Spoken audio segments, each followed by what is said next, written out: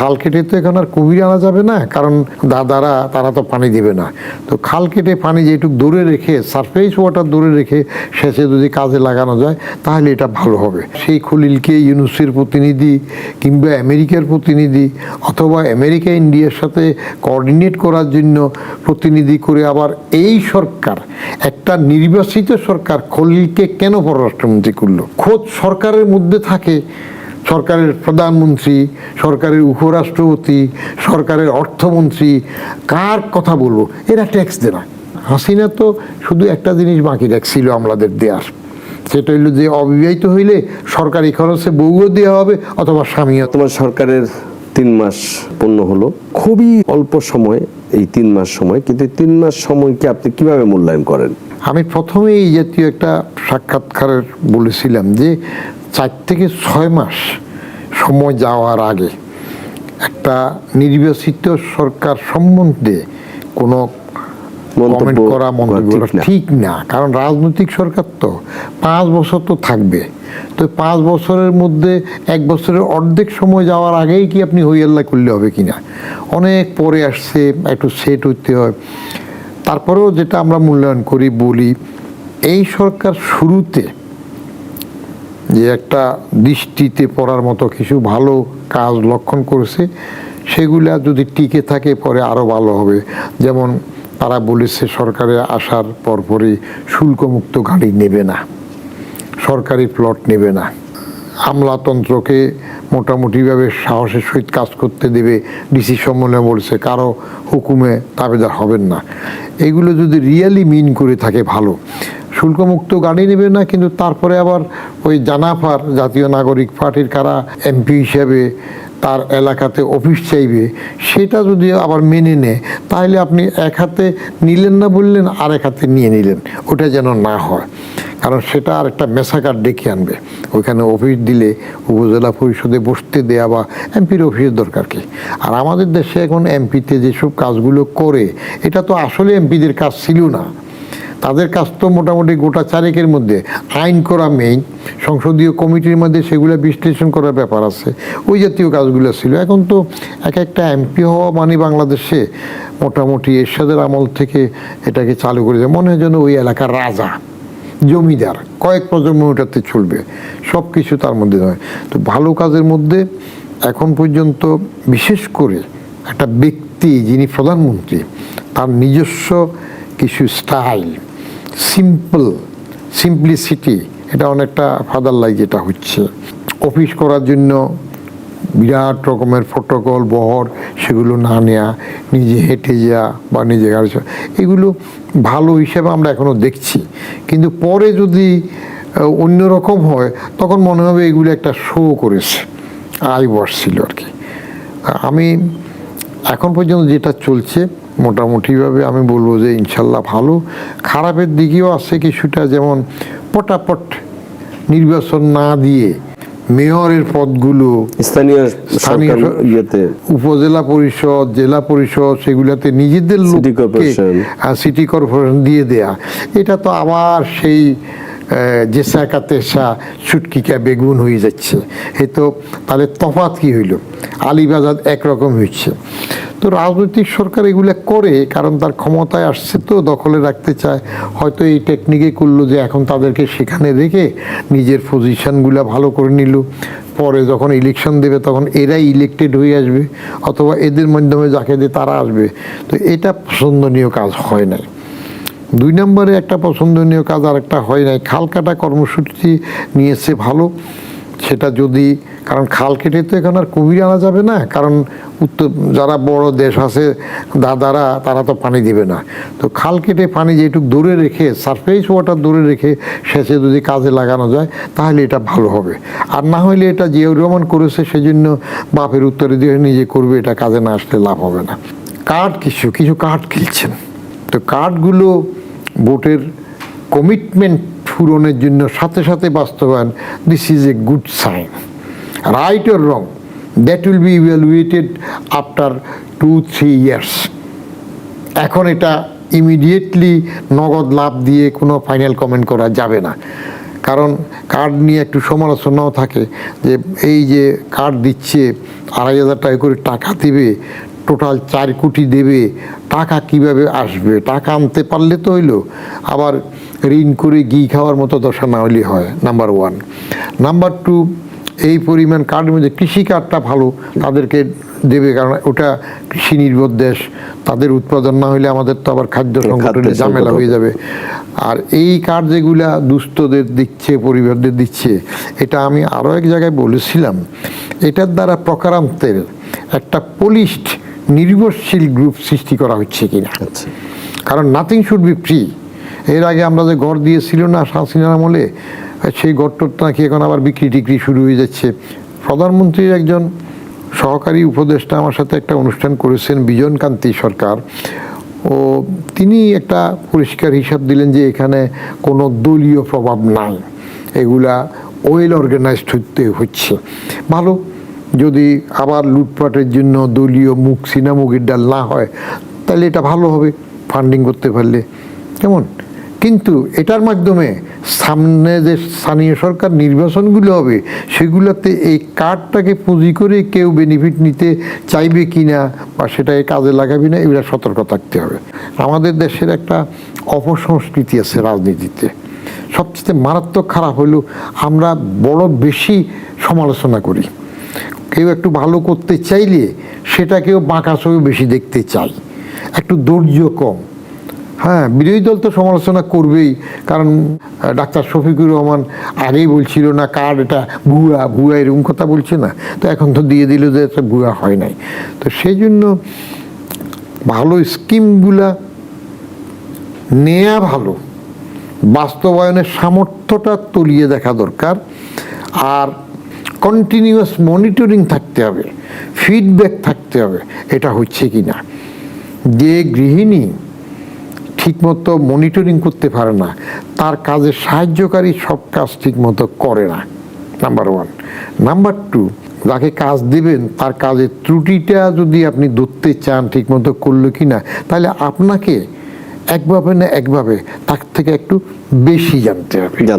যদি আপনি যথার্থই বলেছেন বদরুল রহমান, আপনি তো সরকারের খুব উচ্চ পদে চাকরি করেছেন, দেশের অর্থনীতি যে অবস্থা, আমাদের আয় ব্যয় কি হয়েছে, আপনার রাজস্ব আয়ের একটা সময় দীর্ঘ সময় আপনি সেটাকে মানে আপনার তত্ত্বাবধানেই দেশের রাজস্ব আয়ের ঘাটতি কিরকম ছিল না ছিল অনেক আপনি ভালো জানেন।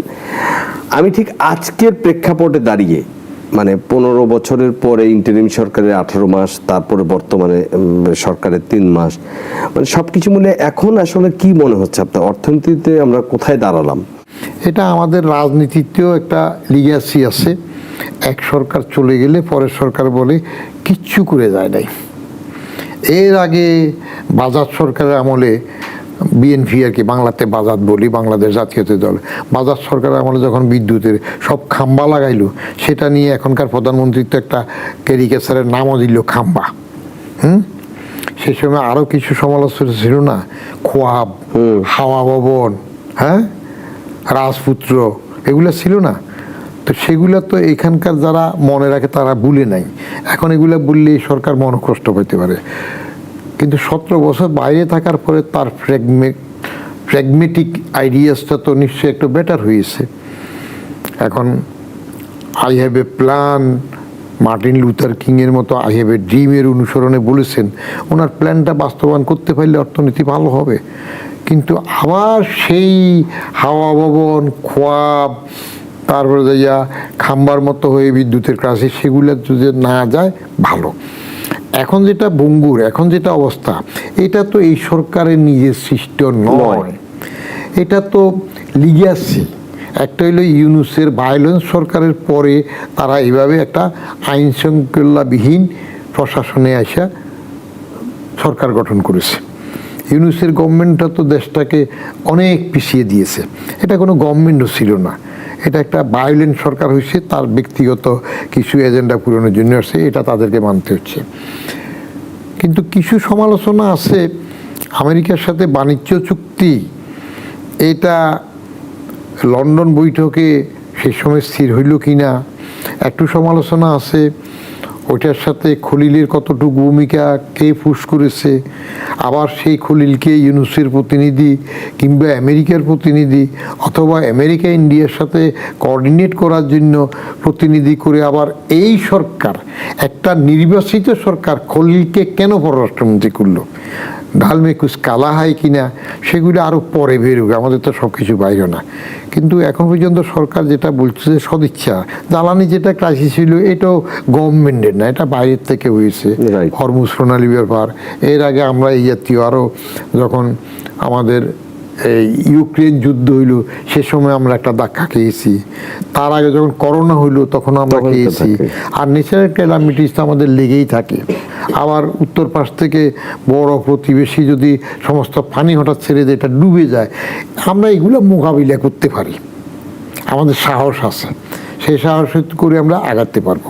আমি ইয়ারডিতেও কাজ করেছি 2 ক্যাপাসিটিতে, ডেস্ক অফিসার হিসাবেও করেছি আর এডিশনাল সেক্রেটারি হিসাবেও 2 বছরাধিক কাজ করেছি। আমাদের স্বাধীন হওয়ার পর থেকে কোনো একটা সরকার আজ পর্যন্ত নিজের পায়ে দাঁড়ানোর জন্য একটা সাহসী পদক্ষেপ নিয়ে নেয়। স্বাধীন হওয়ার পর পরে আমাদের বাজেট হতো বিদেশি টাকা, একটা ব্রিফ কেস নিয়ে অর্থমন্ত্রী প্যারিস কনসোর্টিয়ামে যেতেন, ইয়ারডি সেক্রেটারি যিনি বেশি ভিক্ষা আনতে পারতেন তিনি সাকসেসফুল সেক্রেটারি হইতেন। কোনো সময় চিন্তা করা হয় না আমার টুক দিয়ে আমি পারবো। ওই যে গনিমি একজন কৃষক, নিজের জমি নাই কিন্তু ঋণ করে ছেলের বিয়ে উৎসব করলো, আমরা বেশিরভাগ করি। এখানে আমাদের একটা সংস্কৃতির রাজনৈতিক সদিচ্ছার অভাব আছে। এখন যদি আমরা সুইচ ওভার করে শিফটে যেতে পারি ভালো। যেতে হলে কি করতে হবে? নিজের সম্পদ আহরণ করতে হবে। ইআরডিটা আগের এক্সটার্নাল রিসোর্স ডিভিশন, পরে এখন ইকোনমিক রিলেশন ডিভিশনটার দিকে নজর না রেখে ওটা দরকার হলে উঠাই দেন, ফরেন মিনিস্ট্রি একটা উইং চালাক। আইআরডি যেটা ইন্টারনাল রিসোর্সেস ডিভিশন, যেটা এনবিআর, এটাকে শক্তিশালী করতে হবে। এবং এখানে পলিটিক্যাল গুডউইল স্ট্রংলি নিডেড। কখনো সরকার প্রধান বা রাজনৈতিক সদিচ্ছা যদি না থাকে, টাকা আসছে আপনি ট্যাক্স আনতে পারবেন না, টাকা আসছে শুল্ক আদায় করতে পারবেন না, টাকা আসছে আপনি ভ্যাট নিতে পারবেন না, সেই চেয়ারটাতে যদি আপনি অভয় দেন তাহলে এটা সম্ভব, বাইরে হাত পাতা লাগবে না। না হলে আপনি ডাইনাতে ওয়ার্ল্ড ব্যাংক যাবেন, বামাতে আইএমএফের কাছে বন্দী হবেন। বন্দী হইলে তারা ওগায়রা ওগায়রা শর্ত দেবে, এবং শর্ত দিতে দিতে তারা আপনার প্রথম ড্রয়িং রুমে বসে শর্ত দেবে, তারপরে যদি মনে হয় যে আপনার স্ত্রী সুন্দরী আছে একটু বেডরুমে যাবে, তখন তারা আপনার বেডরুমে ঢুকবে। So it depends on the political masters desire. ছোট্ট পার্সোনাল এক্সপিরিয়েন্স বলি, আমি যখন ট্যাক্সে ড্রাইভ দিলাম, এর আগে তো এনবিআরকে মানুষ চিনত না, খালি এনবিআরের লোক চুরি করে এই সেই বলতো, কিন্তু যারা ট্যাক্স দেয় না তারা যে বড় চোর এটা বলে না। রাজনৈতিক বড় নেতা এই যে ট্যাক্স ফাঁকি দিয়ে যে বড় চোর এটা বলে না। দুর্নীতির বিরুদ্ধে জিহাদের কথা বলে, জোলা কাঁধে নিয়ে ওয়াজ করে, কিন্তু সে যে চোর এটা সে বলে না। আমি ওই চেয়ারে যাওয়ার পরে দেশের লোকজন আমাকে চিনেছে, এনবিআরকে চিনেছে, কিন্তু আমার একটা ক্ষতি হয়ে গেছে, মারাত্মক ক্ষতি। যে মানুষগুলোকে দেখার জন্য নাম শোনার পরে পা ধরে কদমবুসি করবো ভাবতাম, সেগুলা যে কত ইতর এবং কত চোর, এটা আমি সেখানে আমি দেখে গেলাম। এবং এমন দেখলাম খোদ সরকারের মধ্যে থাকে, সরকারের প্রধানমন্ত্রী, সরকারের উপরাষ্ট্রপতি, সরকারের অর্থমন্ত্রী, কার কথা বলবো, এরা ট্যাক্স দেয় না, এরা ফাঁকি দিয়ে। তাহলে এটা কি? এখন বলতে হয় যে মাননীয় মন্ত্রী, মাননীয় প্রধানমন্ত্রী, মাননীয় উপরাষ্ট্রপতি যেই পদে হোক, আমি তো বলতে চাই না, কিন্তু লোকে বলে আপনি চোর, কারণ আপনি এই টাকা লুকায় রাখছেন। সেইটা যদি এখন আবার ঘটে, তাহলে আবার যেই লাউ সেই কদু হবে। আবার যদি নিজেরা এগুলোতে থাকে, একটা ডিসিশন যদি বর্তমান প্রধানমন্ত্রী নিতে পারেন শক্ত করে, যদি নেন, আমার কাছে 1 পয়সা পাওনা থাকলে তুমি ট্যাক্স আদায় করে নিবে।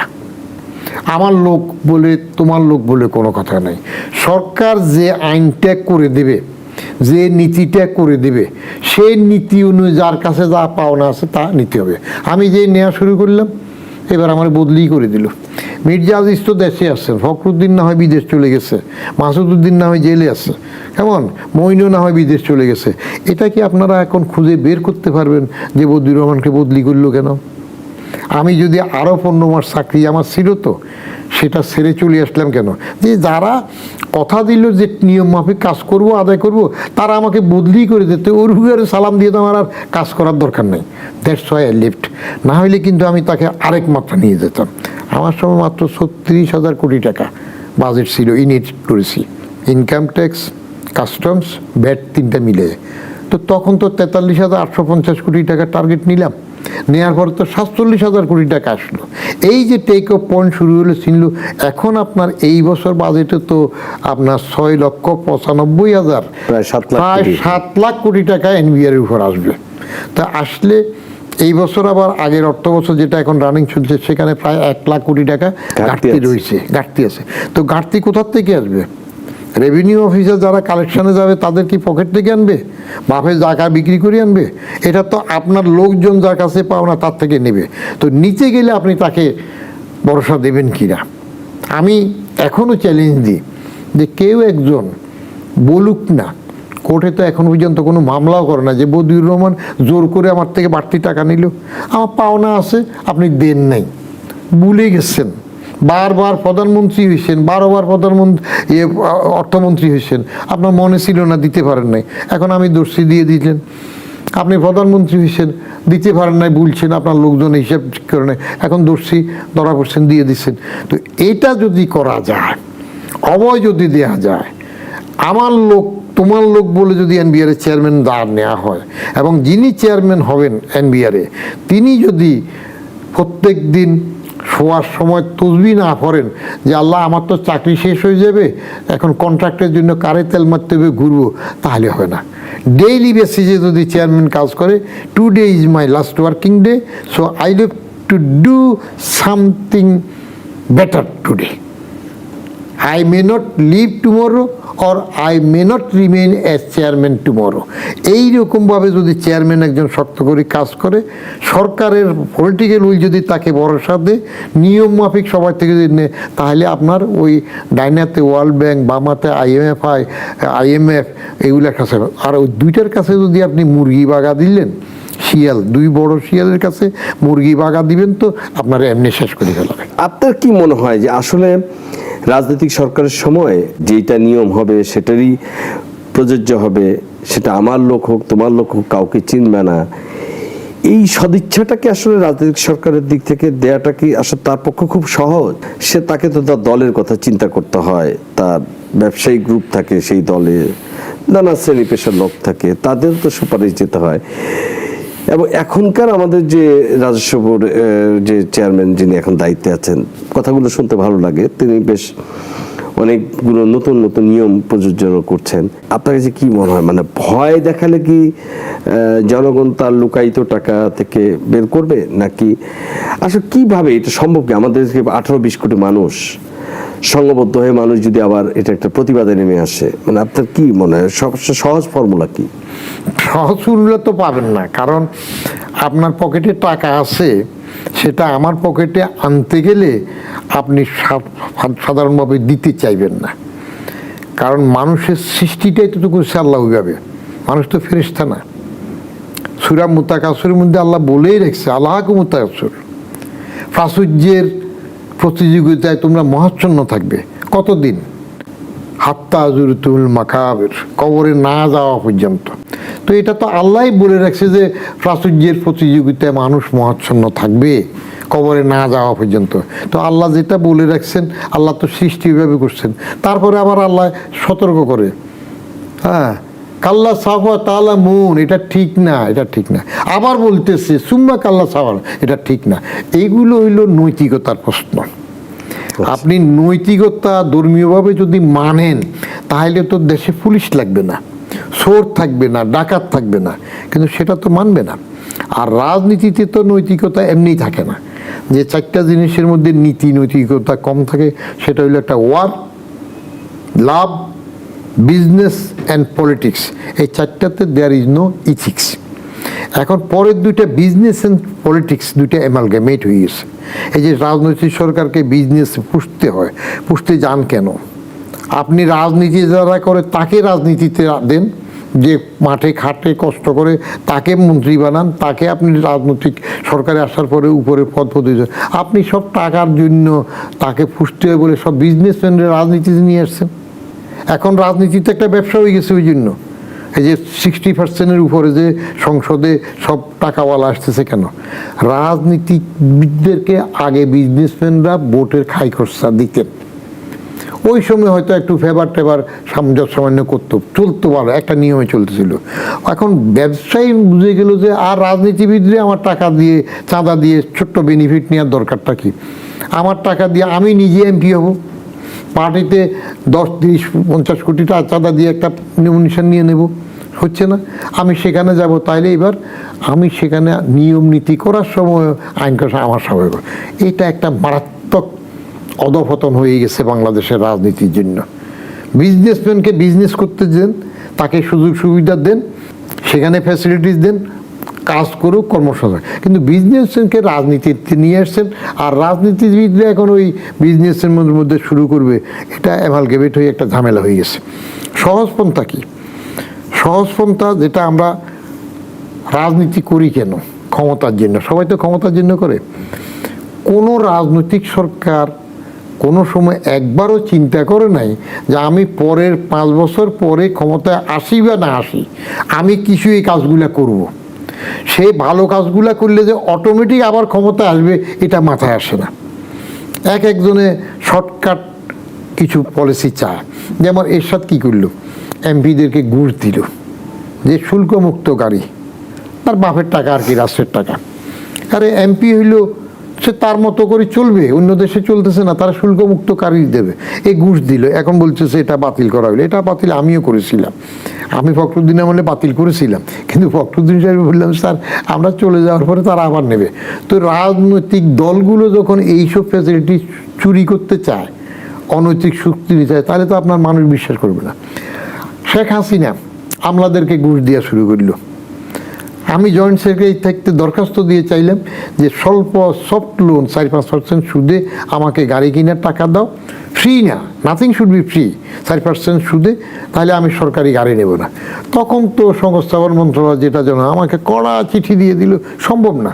কত তো আমি ক্যালকুলেট করে দিলাম, জয়েন্ট সেক্রেটারি যে এবার ফুল টাইম গাড়ি পায়, একজনের জন্য ড্রাইভারের ওভার টাইম, ড্রাইভারের বেতন, তার বাড়ি ভাড়া, তার পেনশন, ওগায়রা হিসাব করলে এই একজনের জন্য এক ড্রাইভারের পিছনে যত টাকা যায়, তার চাইতে আমাকে সফট লোনে দিলে আমার গাড়ি আচ্ছা হবে। তো শেখ হাসিনা এসে এটা উদার হয়ে গেলেন। এবং শেখ হাসিনার সম্বন্ধে আমি বলি আমলাদেরকে, এরশাদ তো হাফ বোনাসকে ফুল বোনাস করে দিল, ঈদের সময় সেটা করলো। আর হাসিনা তো শুধু একটা জিনিস বাকি রাখছিল আমলাদের দেওয়ার, সেটা হইল যে অবিবাহিত হইলে সরকারি খরচে বউও দেওয়া হবে অথবা স্বামীও দেওয়া হবে। এছাড়া ডেপুটি সেক্রেটারি লেভেল পর্যন্ত এই গরিব দেশ, যার টোটাল লোন একটা বাচ্চা জন্মাইলে মাথার উপরে প্রচুর একটা লোন নিয়ে আসে, সেই দেশের ডেপুটি সেক্রেটারি পর্যন্ত, আমার কলিগরা আমার উপরে খেপে যাবে, দিয়ে দিল কি গাড়ি।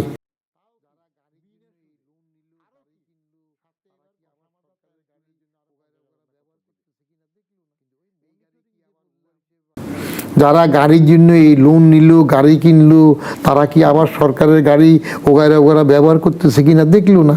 এই গাড়ি কি আবার উবার হিসেবে বাইরে চলে গেল না? দেখলো না? তো আপনি ফ্যাসিলিটিস দিবেন কেন? যেটা আপনি জনগণের কাজে আসবে সেটা বেশি দিতে চাইয়া ঘুষ দিলেন। আরেকবার ঘুষের চিন্তা কোথায় গেল? 2 জন সেক্রেটারির জন্য, একটা ক্যাবিনেট সেক্রেটারি, একটা মুখ্য সচিবের জন্য হেলিপ্যাড সহ, সুইমিং পুল সহ আরও কি একটা নাকি বানাবে। যাক, পরে এত হয় নাই। সচিবদের জন্য যে বাসা বানাইলো, সচিব নিবাস নাকি, আমি একদিন ঢুকে তো শুরু কোথায় শেষ কোথায় খুঁজে পাই না।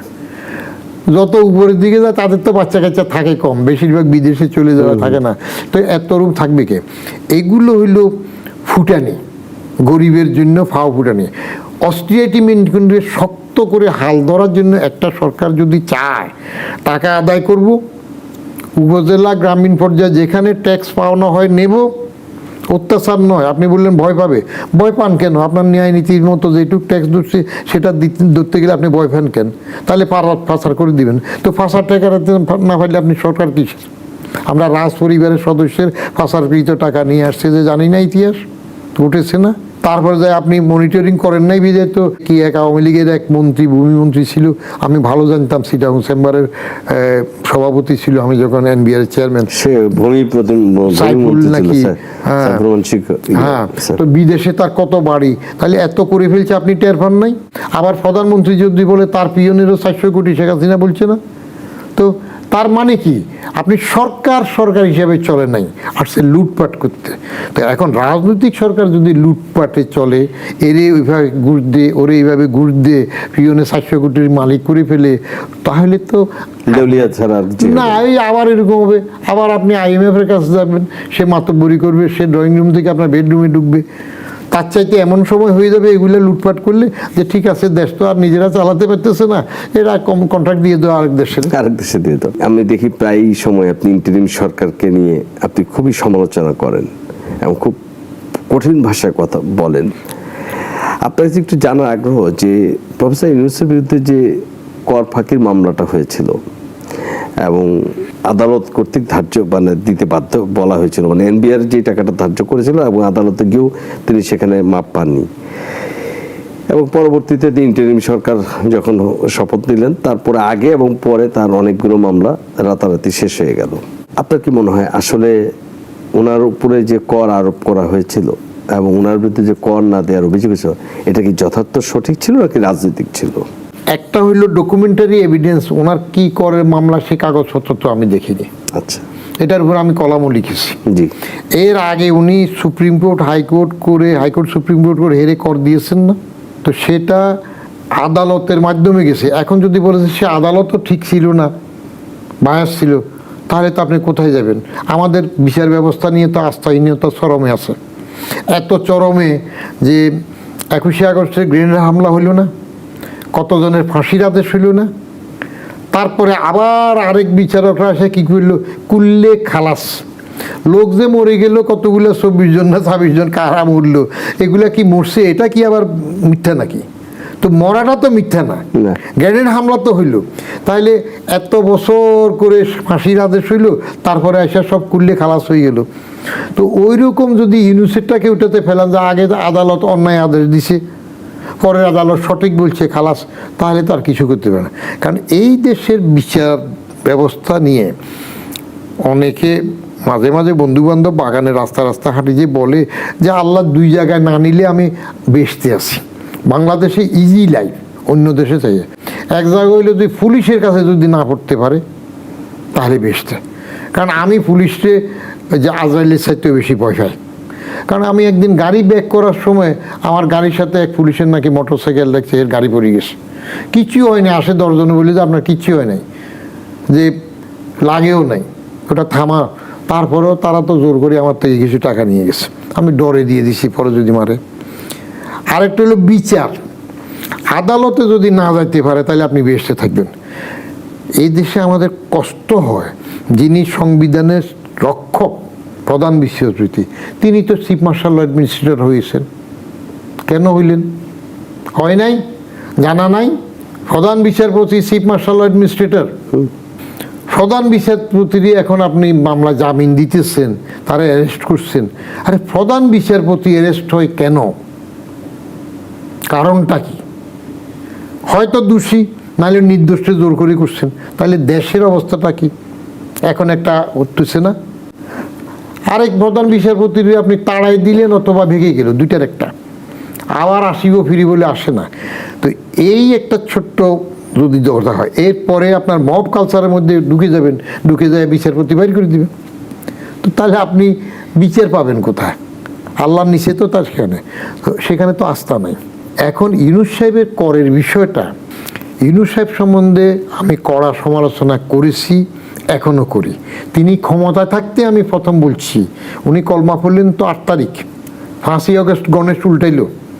তার আগে 11 মাস আগে 5ই সেপ্টেম্বর 2023, আমি নতুন কিছু বলিনি, এগুলো সব আমার বইতে লেখা আছে, সেখানে ইউনুসের উপর 4.5-5টা লেখা আমার আছে। এর মধ্যে একটা লেখাতে 5ই সেপ্টেম্বর 2023 আমি ফিনিশিং দিয়েছিলাম যে বাইরে এখন শোনা যাচ্ছে এবার কোনো অস্বাভাবিক সরকার হইলে তিনি আর সুযোগ হাতছাড়া করবেন না। তা আমি 11 মাস আগে বলছি, ঠিক 11 মাস পরে গণেশ উল্টাইলে উনি চলে আসলেন। তো আমি কেমনে বললাম? আমি কি দরবেশ নাকি? ওনার কার্যক্রম দেখে আমি এটা কমেন্ট করেছি। তিনি 2007 খোলা চিঠি দিচ্ছেন, রাজনীতি আসতে চান। সেই জন্য 8ই আগস্ট ওনার শপথের পরে আমি একটা টিভিতে প্রথম বলছিলাম হি ইজ মানি লাভার, আরেকটা টিভিতে যাই আমি বলছিলাম he is both money lover and power lover. তো কাজে কর্মে তো আমি এগুলা জেনে শুনে লিখছি। ওনার ট্যাক্সের ব্যাপারটাতে, শ্রম আদালতের মামলার ব্যাপারে উনি যদি আসলে ভালো মানুষ হতেন তাহলে তাকে তো হাসিনা যথেষ্ট কষ্ট দিচ্ছে, অনেক অশোভন কথাবার্তাও বলেছে। সেই জন্য উনি হাসিনা ইউনুসবাজি করছে, উনি এখন আইসা হাসিনাবাজি করছেন। কেমন হাসিনাবাজি করতে যাইয়া পোলা ফান লাগাই দিয়া 5ই আগস্টের পরে বঙ্গবন্ধুর বাড়িও ভাঙ্গাই দিয়েছেন। তো কোন সময় আবার আরেকগুলা এই যে শিখাই দিলেন আজরাইল নিজের বাপ মারা গেছে, ভয়ের কারণ নাই, কিন্তু আজরাইল যে বাড়ি ছিনল এটা যে পোলা পান্ডে শিখাই দিলেন ইয়াং জেনারেশনকে, ভাঙ্গা ফেললে কিছু হয় না। তো আরেক জেনারেশন যদি একবার ভাঙ্গা শুরু করে, হ্যাঁ, যে ইউনিট সেন্টার সৃষ্টি করে তার সব গ্রাম ভাঙ্গে, গ্রামীণ ব্যাংক ভাঙবে, কি করবেন? মবের সাম্রাজ্য শিখাই দিছে, ভালো না। He did not do the good works. ওনার উচিত ছিল উনি ওখানে আসার পরে, সরকারে আসার পরে বলতেন যে আমার বিরুদ্ধে যে শ্রম আদালতের মামলা আছে এটা স্থগিত থাকবে, যেহেতু আমি এখন পাওয়ারে। আমার বিরুদ্ধে ট্যাক্সের যে মামলা আছে এটা স্থগিত থাকবে।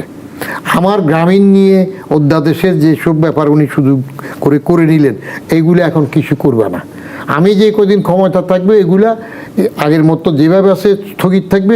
আমি চলে গেলে তখন এটা ফেয়ার বিচার আবার তখন করব। তো উনি এগুলা সব খালাস করে নিচে গেলেন কেন? কারণটা কি? তো এইগুলা হলো, আপনি একটা বড় পদে আসলে বড় মত থাকতে হবে। আমি তো ওপেন বলি, ঠিক আছে, বাংলাদেশের সবচেয়ে বড় নাজুক জায়গা হইল আয়কর।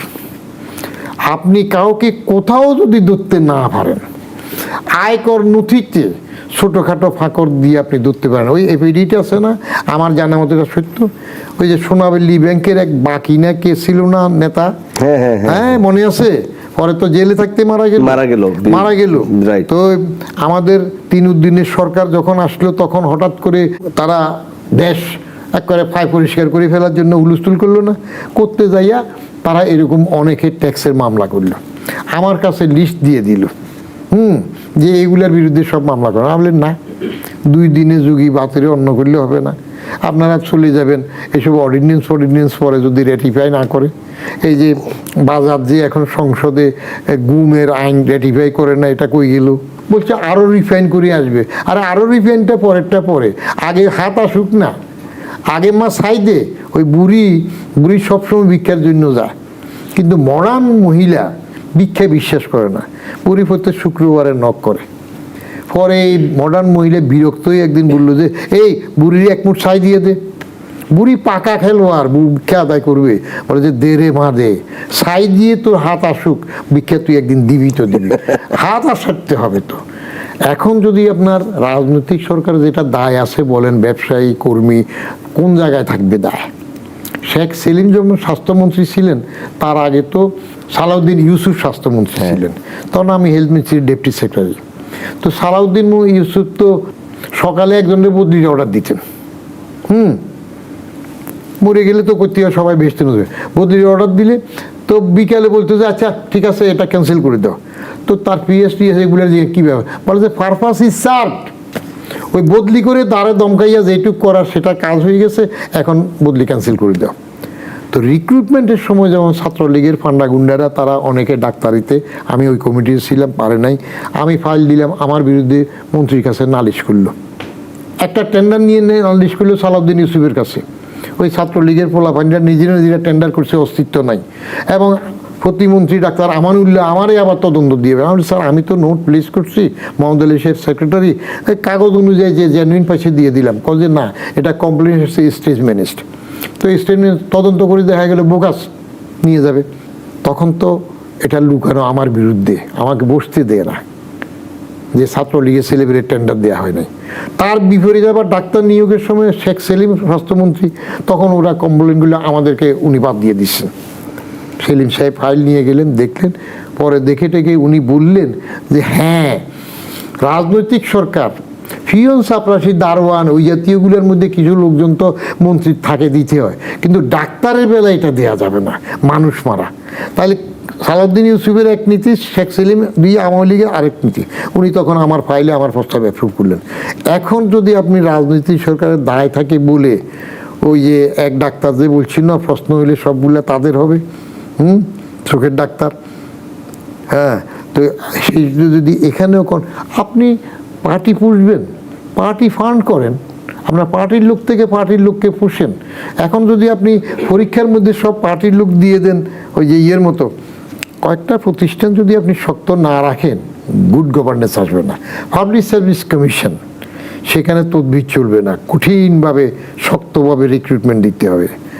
বিসিএস এর সিলেবাস আবার জিয়াউর রহমান সাহেবের আমলের মতো 1600 নম্বরের রিটেন, হ্যাঁ 1600 নম্বরের পরীক্ষা, আবার 600 পরের 2200 সেটা নিয়ে নিতে হবে। ওই এরকম একটা ইংরেজি রচনা 3 ঘন্টা, একটা বাংলা রচনা 3 ঘন্টা লেখায় বাছাই করতে হবে। কোনো জায়গায় এগুলোতে খাওয়া যায়। আপনি জুডিশিয়াল কমিশনের মধ্যে কঠোরভাবে বিচার আনতে হবে। আপনি এই জাতীয়গুলো করতে পারলে জিয়ার আমলটা এখনও তো বাংলাদেশে স্টিল টপিং দ্য লিস্ট। তার অন্য সাইডটা আমি বাদ দিই, না তার শাসন আমলে এই জায়গাগুলো তো অবশ্যই, তার অন্য সাইডটা বাদ, কু পাল্টা কু, মাশাআল্লাহ, যেসবগুলো আছে সেগুলো আলাদা হিসাব, কিন্তু প্রশাসনের শাসক হিসেবে তারটা তো কেউ ইয়ে করতে পারে না। দলীয়করণ, আপনি দলীয়করণ করবেন কিনা? হ্যাঁ, ওই যে আমি একজনকে একটু বলেই দিই, আমি যখন বলি 92-তে খতম বেগম খালেদা জিয়া দলীয়করণ শুরু করছেন প্রমোশনের মধ্যে, তো সেটাতে বিএনপি ভক্ত একজন অ্যাডভোকেট তিনি বলেন যে আপনি 73 সালে যে আওয়ামী লীগ দলীয়করণ করছে সেটা দেখেন না। 73 সালে অ্যাডভার্টাইজমেন্টটাই হয়েছে সকল মুক্তিযোদ্ধাদের জন্য, শুধু মুক্তিযোদ্ধাদের জন্য একটা পরীক্ষা হয়েছে, সেটা পিএসসির মাধ্যমে পরীক্ষা না নিয়ে রুহুল কুদ্দুস কমিটির মাধ্যমে তাড়াতাড়ি করে নিয়ে যায়। ওইখানে তো দলীয়করণের প্রশ্ন আসে না, তখন তো দলীয়ই ছিল না, তখন তো সব আওয়ামী লীগ, তখন লুটপাট তো সব আওয়ামী লীগ করছে। করণ ইঙ্গিত ধরতে গেলে বঙ্গবন্ধু দেখে সব আওয়ামী লীগ। কম্বল নিয়ে বঙ্গবন্ধু ক্ষোভ প্রকাশ করলেন না, ওই যে রেড ক্রসের চেয়ারম্যান গাজী, আমার কম্বলটা, আমার কম্বল কোথায়? উনি আক্ষেপ করলেন না যে সবাই পায় সোনার খনি, আমি পাই সোরের খনি। অমিকাও আছে, দাম্ভিকতাও দেখাইছেন, কোথায় সিরাজ শিকদার, সেটার খেসারত পরে হয়েছে, লাল গোড়া দাবড়াই দেব। সারা জীবন গণতন্ত্রের জন্য লড়াই করে নিজে একদল করে মরলেন, আমাদেরও মারলেন। এখন যদি সরকার, রাজনৈতিক সরকার যদি আবার যে আমার তোমার শুরু করে আবার দলীয়করণ করে, আবার ওই যেটা বললেন পুষতে হয়, দায়বদ্ধতা আছে, তো তাহলে আর নূতনত্ব কিছু পাবেন না, তো এ ভাগে ভুগে হবে। কারণ আওয়ামী লীগ তো 2008 ভোটে, 2014 বিনা ভোটে, কেমন 18 রাতের ভোটে, 24-এ আমিরামি। আর এইবারের যেটা নির্বাচন, এটা কার? এটা তো একদলীয় নির্বাচন। আর জামাত আর বাজাদ এরা কি আলাদা দল? এরা তো একসাথে ছিল, এক। তো এখন আওয়ামী লীগ নিষিদ্ধ করে দিয়ে যে একটা খারাপ কাজ করলেন আপনি, ভোটে উইডআউট না করে নিষিদ্ধ করে দিবেন কেন? অতএব এটা খেসারত তো আসবে পরে। এটা নিয়ে অনেক তর্ক আছে, বিতর্ক আছে, আলোচনা আছে। আপনাকে কোট করা হয়েছে আজকে দেখলাম একটা সামাজিক যোগাযোগ মাধ্যমে, জানি না আপনি বলেছেন কিনা, বলেন। যে আমি বলছি কি, জাতীয় নাগরিক পার্টি, আপনি বলেছেন যে আমরা সবসময় চিন্তা করতাম যে এই দেশে একটা তৃতীয় শক্তি দরকার। ইয়েস, আমার লেখাও আছে। হ্যাঁ, আপনার লেখা আছে।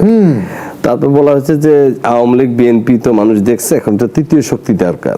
সেই তৃতীয় শক্তিটা হইতে পারতো জাতীয় নাগরিক পার্টি। জি, কিন্তু তারা তা না করে জামাত ইসলামের সাথে নির্বাচন করলো। জামাত তাদের কারণে কিছু আসন বেশি পাইলো, নাহলে সেগুলো পেতো না। তার মানে কি এখন আপনি জাতীয় নাগরিক পার্টির প্রতি আর আস্থা আপনি রাখতে পারছেন না? রাজনৈতিক তৃতীয় শক্তি দরকার, এটা আমি 11 সাল লিখেছি। জি, আমি বদিউর রহমান এখন নতুন কিছু বলি না, বললে বলবে যে আমি সুবিধাবাদী বানাই বলতেছি। আমার যে 3টা বই আছে, একটা হইলো ডোমুরিয়ার থেকে সচিবালয় আমার আত্মজীবনী, একটা হইলো সরকারি চাকরিতে অনুভূতি সমগ্র, এটার মধ্যে 7টা বই একটা কালেকশন। 7টার মধ্যে একটা বই কিন্তু তত্ত্বাবধায়ক আমল, কিছু রাজনীতি কিছু বাজনীতি, 111 সরকার নিয়ে লেখা। আরেকটা হইলো চেতনায় বুদবুদ, এটা 2 খণ্ডে 1150-1200 পৃষ্ঠার বই। সেই লেখাগুলোর মধ্যে একটা লেখা তো আমি 11 সালে লিখছি, প্রয়োজন তৃতীয় রাজনৈতিক শক্তি, আমরা হাসিনা খালেদার জগত্তল পাথর থেকে মুক্তি চাই। যুগান্তরে ছাপানো কলাম, এখন তো অস্বীকার করা যাবে না ওটা কেন আছে কেন আছে। আবার ইউনুস আসবে লেখার পরে কয়েকজন আমার দমকাইছে, বলে যে মিয়া ইউনুস এসে গেছে, এখন পণ্ডিতি দেখা। বলে বাবা তুমি 5ই সেপ্টেম্বর 2023-এর লেখাটা দেখো আমি লিখছি কিনা ওইটা। পরে যখন পত্রিকা বের করে পাই এলো খুঁজে কন্যা তো লিখছো। আচ্ছা আমি কি ইয়েতে লিখি নাই আপনার তারেক রহমান সাহেব যে প্রধানমন্ত্রী বা প্রেসিডেন্ট হয়ে যাবে এটা আগে লিখি নাই? আমি তো 26শে জুন 2011 বা ওইরকম টাইমে লিখছি যে বিএনপি মনে রাখে না কেন যে এই দুই ছেলে তাদের দুই ভাইয়ের নামে কোনো মামলায় থাকবে না, ক্ষমতায় এসে গেলে এই দেশের মাঝে কোনো মামলা থাকবে না, বরং বেঁচে থাকলে তারেক রহমান সাহেব এই দেশের প্রধানমন্ত্রী বা রাষ্ট্রপতি হবে। এটা হইল তো, হ্যাঁ কত আগে লিখলাম। তো আমি সেই সময় রাজনৈতিক তৃতীয় শক্তি লিখছিলাম এটা হওয়ার জন্য।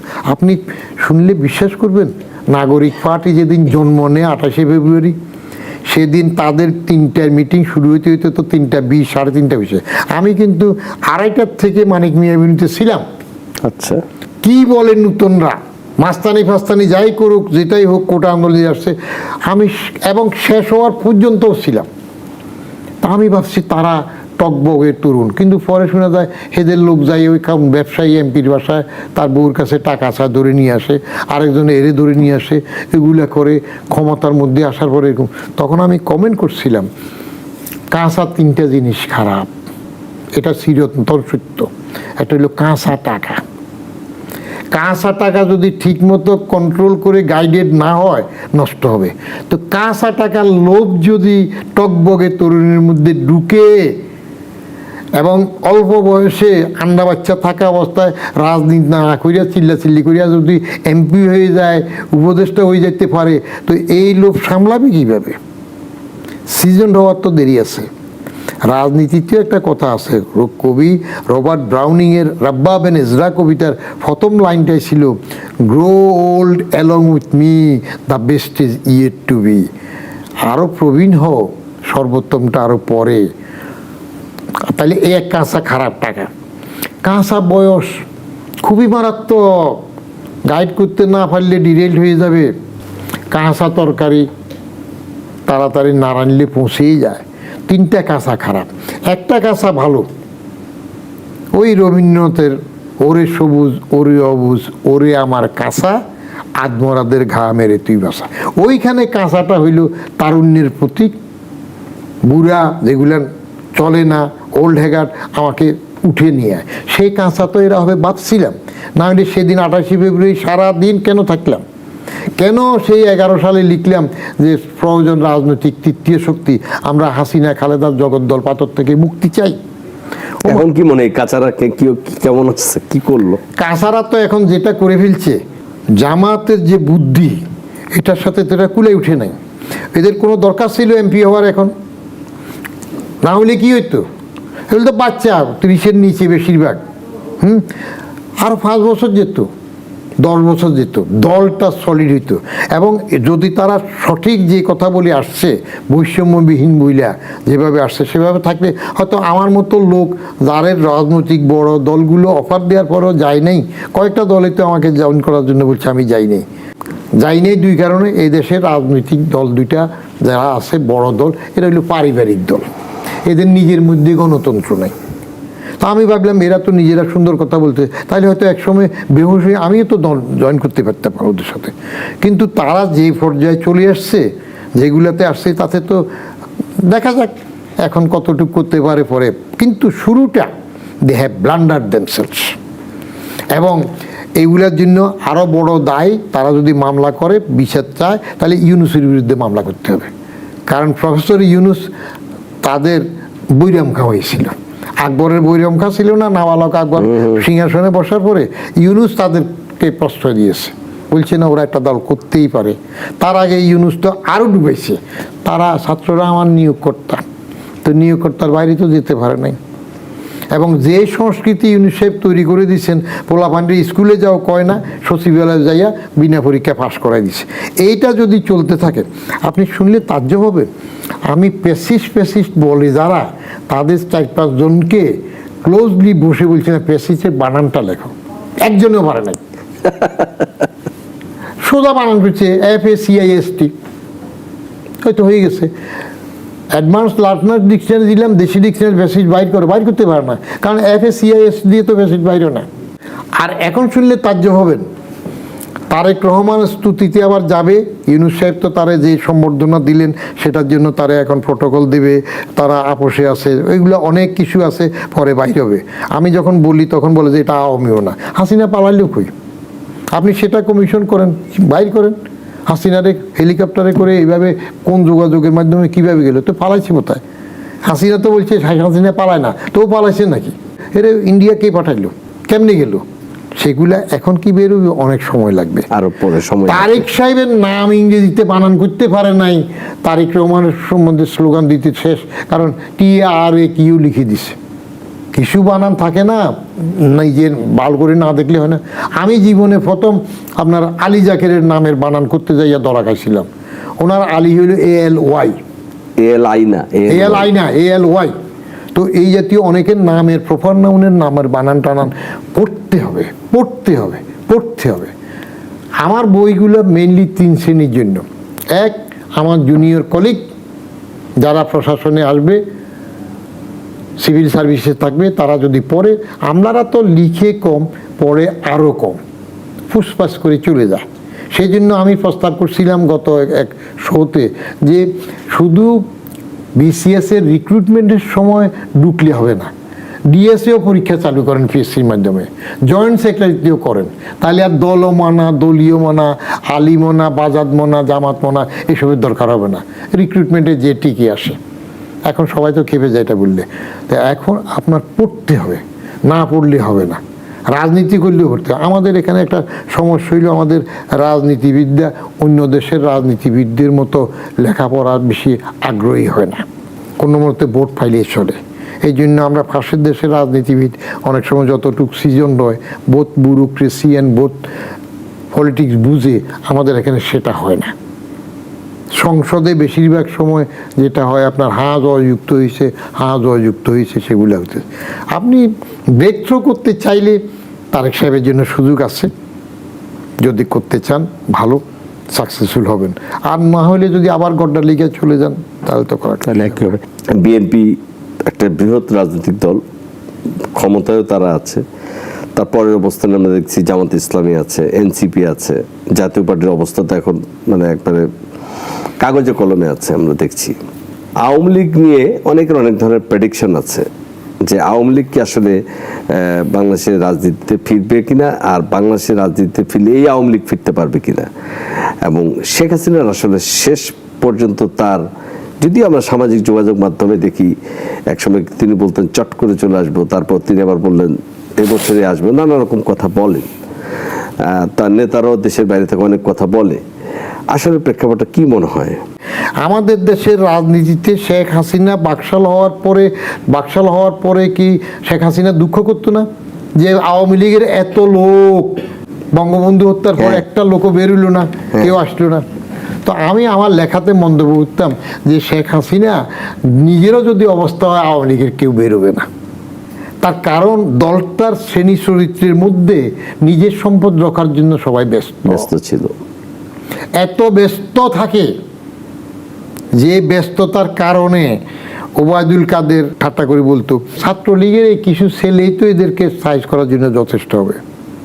এরকম কথা বাজাদের আমলে আমরা তখনও শুনছি, ছাত্রদল এটা যথেষ্ট হবে। আমাদের রাজনৈতিক সংস্কৃতির প্রতিহিংসাটা প্রবল, এত প্রবল যে আপনি খালেদা হাসিনা দুইজনের প্রতিহিংসার প্রবলতাটা টের পাইছেন কিনা। একটা উদাহরণ দিই, শেখ রেহানাকে একটা প্লট দিয়েছিল না ধানমন্ডি 6 নম্বর রোডে? আচ্ছা, জাতির পিতা বঙ্গবন্ধুর মেয়ে একটারে প্লট একটা দিয়েছে রাষ্ট্রীয়ভাবে আওয়ামী লীগের আমলে, অসুবিধা কি? খালেদা জিয়াকেও তো সরকার দিয়েছে। জিয়াউর রহমান মারা যাওয়ার পরে সরকারের তরফ থেকে বাড়ি গাড়ি এগুলো দিয়েছে না? দিয়েছিল। খয়রাতি সাহায্য হোক বা এতিম হিসাবে ভাঙ্গা সুটকেস, সেরা গেঞ্জির জন্যই হোক। আমি তো এখনো জীবন্ত সাক্ষী, কারণ আমি তখন জিয়াউর রহমানের মৃত্যুর থেকে শুরু করি সবটা তো আমি দেখেছি সে সময়। আমি ছিলাম চাকরিতে। তো তাইলে ওইটা যদি দে, খালেদা জিয়া যদি সরকারি অনুদানের বাড়ি পেতে পারে, বাচ্চাদের লেখাপড়ার গাড়ি পেতে পারে, চাকর বাড়ির সুবিধা পেতে পারে, গাড়ি পেতে, তো রেহানারে বঙ্গবন্ধু প্লট একটা না হয়ে দিয়েছে, বাট ইট ওয়াজ ক্যান্সেলড। সেখানে কি করা হইলো মনে আছে? ধানমন্ডি থানা হয়েছে। জি, সে ধানমন্ডি থানা কে উদ্বোধন করছে? ওদের বেগম খালেদা জিয়া। করলেন। তাহলে একজন প্রধানমন্ত্রী কি কোনো থানা উদ্বোধন করতে আগে গিয়েছে? কোথাও আছে নজির বাংলাদেশে? সেটাতে গিয়েছে। এটা কি প্রতিহিংসা। সে প্রতিহিংসার আগের নজির কি হয়ে গেল? চিটং এয়ারপোর্টের নাম কার নামে ছিল? চট্টগ্রাম এয়ারপোর্ট চলে আসতেন শাহ আমানত।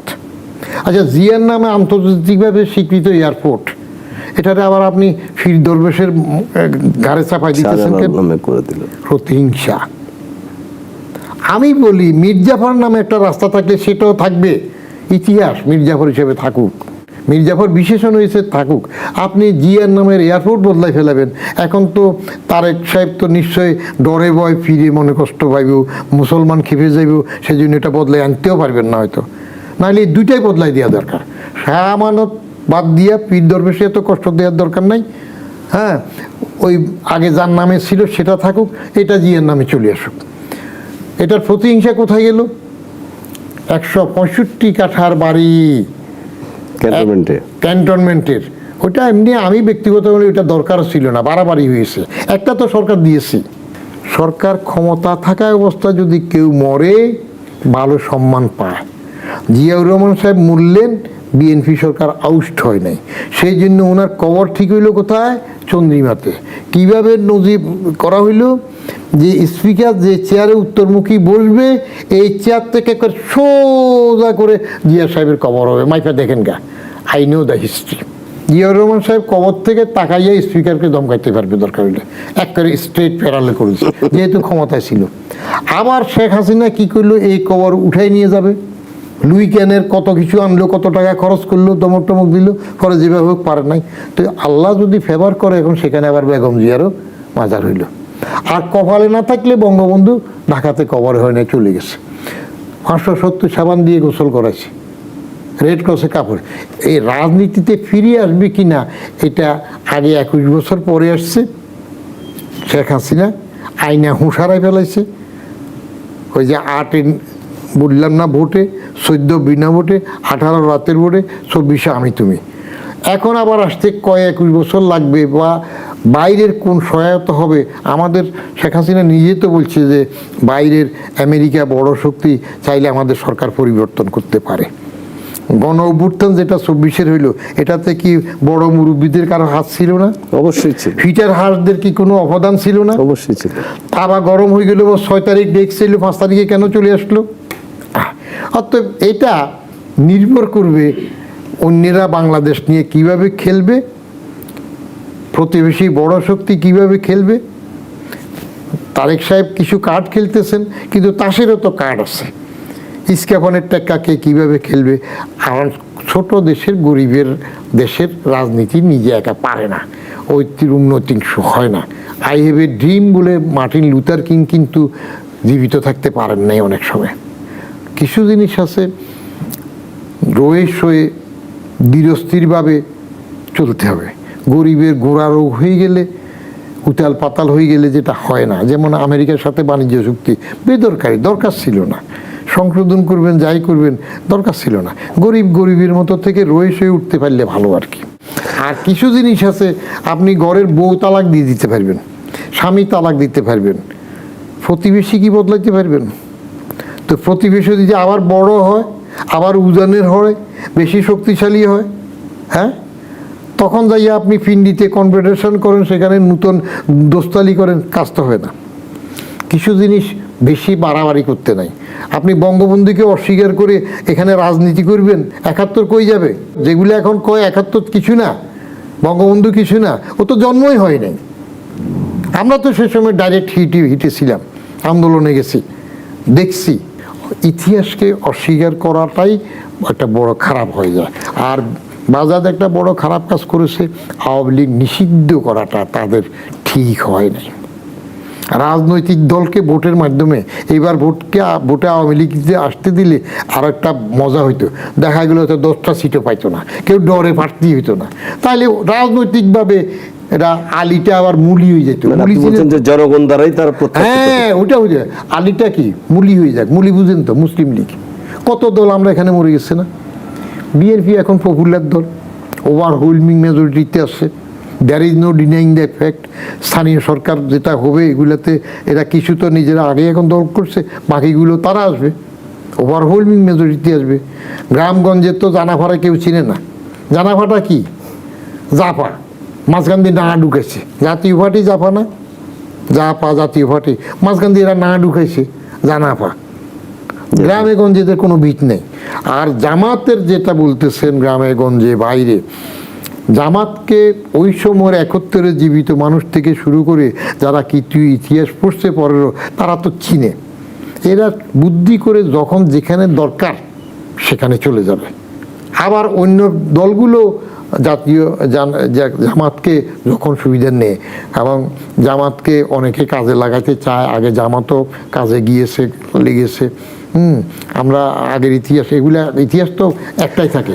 আমি এর সাথে বিদায় নিচ্ছি, তবে বিদায়ের আগে আমাদের টেলিভিশনের এই দর্শক যারা আপনারা তখন অনুষ্ঠান দেখছেন, উপভোগ করছেন এবং আমাদের ইউটিউব, ফেসবুক পেজে চ্যানেল দেখছেন, তাদের উদ্দেশ্যে আমি বদিউর রহমান সাহেবের কাছে জানতে চাইবো, তাদের উদ্দেশ্যে আপনি কিছু বলবেন। আমি নাগরিকে প্রথম আসলাম, আমাদের একটা প্রিয় মেয়র ছিল না, আনিসুল হক। আনিসুল হক। আমি আনিসুল হক সাহেবের জানাজায় হাজির হয়েছি। আমি তার রুহের মাগফিরাত কামনা করি, তার পরিবারের সদস্যরা সুখে শান্তিতে আরও তরক্কিতে উঠুন, আমি এই দোয়াটা করি। ধন্যবাদ। দর্শক, আর আজকের এর সাথে শেষ করছি।